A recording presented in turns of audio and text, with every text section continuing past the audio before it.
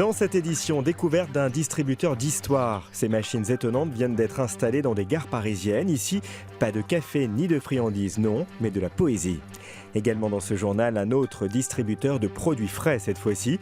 C'est l'initiative d'une jeune agricultrice en Isère et ça marche, rencontre, dans un instant. Mais avant cela, cette belle histoire en Dordogne, celle de cette bergère sans terre. Si Thérèse a bien des brebis, elle n'a pas de prairie, mais c'était sans compter sur la générosité de ses voisins. Dans la forêt de la Double, Thérèse Colère ne manque pas de place pour faire pâturer ses 300 brebis. Normale, elle est la seule bergère active dans le sud-ouest de la Dordogne. Originaire de Suisse, c'est au Pays Basque qu'elle a choisi la race qu'elle élève en Périgord. La Chaschiardia, je veux l'élever parce que c'est une brebis qui est alerte, elle est belle, elle s'occupe bien de son petit, elle met bas facilement, elle est rustique, elle mange un peu de tout. Au menu, de l'herbe, mais aussi glands et châtaignes, consommés dans la forêt.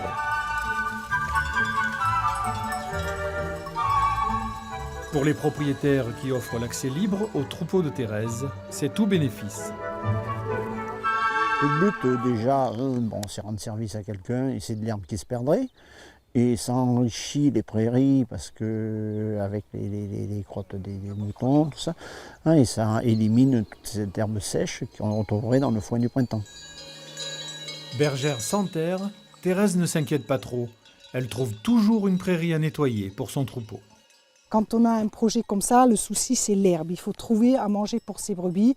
Et j'ai jamais été en manquer. C'est rien que la gentillesse des gens qui me laissent venir sur leur terrain. Je nettoie le périmètre et puis quand il n'y a plus rien à manger, je vais plus loin. J'ai été vraiment très bien accueillie, donc voilà, ça a marché. Pas d'argent dans cet échange de services. Pour vivre de sa passion, Thérèse vend ses animaux pour la viande. Sa dernière idée ? Fabriquer et vendre des chapeaux à base de laine de brebis.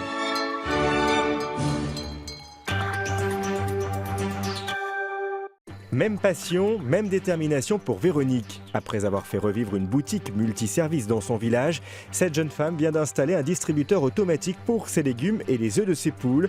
Une première en Isère qui rencontre un certain succès. De poivrons, oui. Alors je vais te montrer. Un verre ? Ouais. Depuis 6 ans, la petite ferme a ranimé le cœur de Notre-Dame-de-Comiers en Isère. Un lieu de rencontre dans ce village de 500 habitants qui répond à bon nombre de besoins. Du café croissant aux plats cuisinés, des légumes du jardin aux œufs frais du poulailler. Ils sont de ce matin, vous pouvez les manger à la coque. Véronique Baffer est commerçante agricultrice. Le secret de sa réussite, la fraîcheur des produits qu'elle cultive ou encore les poules qu'elle élève tout près de sa boutique. C'est bien d'avoir un commerce de proximité. Puis il y a des bons produits, l'accueil est très sympathique. Les circuits courts, une évidence pour Véronique qui très vite s'est sentie à l'étroit dans les limites de sa commune. Il y a 3 ans, elle a repris une exploitation d'1 hectare à Vif, dans le sud de Grenoble. Elle cultive ici des fruits et des légumes qu'elle vend sur place et qui depuis quelques semaines ont trouvé une nouvelle destination. On essaye de faire des petites barquettes pour la ratatouille ou quand c'est le moment, quand on voit que le temps change, on fait plus carottes. Des barquettes selon l'inspiration du moment pour alimenter un distributeur à quelques kilomètres de là, à Champs-sur-Drac. Sitôt cueillis, les légumes sont préparés et déposés dans cet espace climatisé. Qu'est-ce qu'on va prendre ? Moi, il me faut des pommes de terre. L'ouverture de 6h du matin à 21h, c'est super. On peut arriver en rentrant du boulot. Il nous manque des légumes, il nous manque des œufs, on s'arrête. C'est très simple d'utilisation. Véronique recharge chaque jour le distributeur. Grâce à une application sur son téléphone, elle suit précisément, heure par heure, l'état de ses stocks. Qu'elle soit à la boutique de Notre-Dame ou à Vif, un quart d'heure suffit pour venir remplir les casiers vides. Là, j'en ai 36 sur 64 qui se sont vidés. Alors, quand on voit 36 casiers vides, qu'est-ce qui se passe ? Donc, il faut aller remplir, quoi. Donc, voilà. Véronique ne compte pas s'arrêter là. Elle installera prochainement de nouveaux distributeurs. Un investissement d'environ 50 000 € par appareil qui lui permet de développer son activité et d'embaucher. Bonne journée, au revoir mesdames. Et encore de belles histoires pour refermer cette édition, distribuées par d'étonnantes machines. Celles-ci ont été installées dans certaines gares parisiennes pour le plus grand bonheur des voyageurs, amenés à patienter. Vous m'avez donné la beauté, jamais ma robe parfumée sur la feuille ainsi n'a chanté.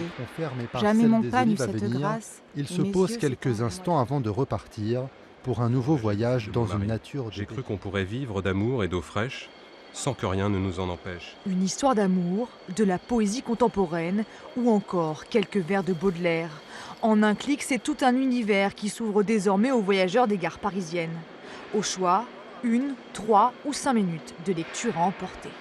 Ça va très vite, l'histoire sort rapidement, donc même entre deux trains, c'est sympa. Et puis bon, si on a oublié de prendre un bouquin ou des mots croisés. J'ai du temps un peu à perdre, donc je profite pour lire et me cultiver un peu. Des petits papiers pour un grand succès. Car si ces machines sont discrètes, le bouche à oreille, lui, fonctionne. Depuis leur installation près des quais en avril, ces distributeurs de lecture ont livré plus de 100 000 histoires. Rien qu'en Ile-de-France, 7 gares sont déjà équipées. Ce qui est important pour nous, c'est qu'ils soient heureux avec celle-ci, qu'ils se l'approprient, qu'ils l'utilisent, qu'elle fasse partie de leur quotidien, de leur expérience.